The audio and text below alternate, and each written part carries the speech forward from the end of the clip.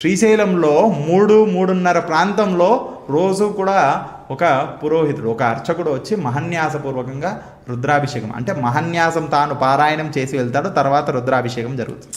అప్పటి వరకు రుద్రాభిషేకం జరగదు. ప్రతిరోజు కూడా శ్రీశైలంలో మహన్యాసపూర్వక రుద్రాభిషేకం జరుగుతుంది.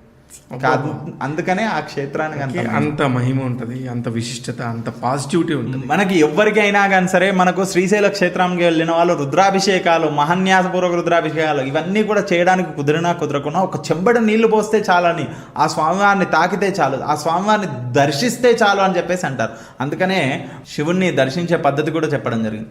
ప్రాతకాలంలో సూర్యోదయాత్ పూర్వము స్వామివారిని దర్శిస్తే వారికి ఆ రోజు చేసిన తప్పిదాలన్నీ కూడా తొలగిపోతాయంట. అలాగే ప్రాతకాలం అంటే సూర్యోదయం తర్వాత 12 గంటల వరకు ఏదైతే ఉందో ఆ సమయంలో స్వామివారిని దర్శిస్తేనంట 15 రోజుల పాటు చేసి తెలియక చేసిన తప్పిదాలన్నీ పోతాయంట. తర్వాత మధ్యాహ్నం ఏదైతే మనకు మధ్యాహ్నము 4 గంటల వరకు 5 గంటల వరకు ఏదైతే ఉందో అప్పుడు స్వామివారిని దర్శిస్తే అంట ఏదైతే నెల రోజుల పాటు తెలియక చేసిన తప్పిదాలన్నీ నశిస్తాయంట. అలాగే మనకు సాయం ప్రదోష కాలంలో స్వామివారిని దర్శిస్తే అంట ఒక ఋతువు అంటే 4 మాసాల పాటు చేసిన తప్పిదాలు, దోషాలన్నీ కూడా తొలగిపోతాయి.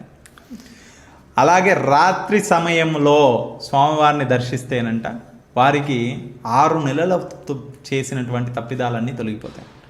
ఓకే, అందుకే రాత్రిపూట కూడా ఎక్కువ ప్రత్యేకంగా దర్శనాలు. ఈ ఒక్కొక్కసారి దర్శనం చేస్తేనే అంతటి ఫలితం లభిస్తుందంటే ఆ స్వామి వారికి ఆ సమయాలలో అభిషేకాలు చేస్తే ఎంత ఫలితం లభిస్తుంది ఆలోచించండి. కరెక్ట్. Download share chat.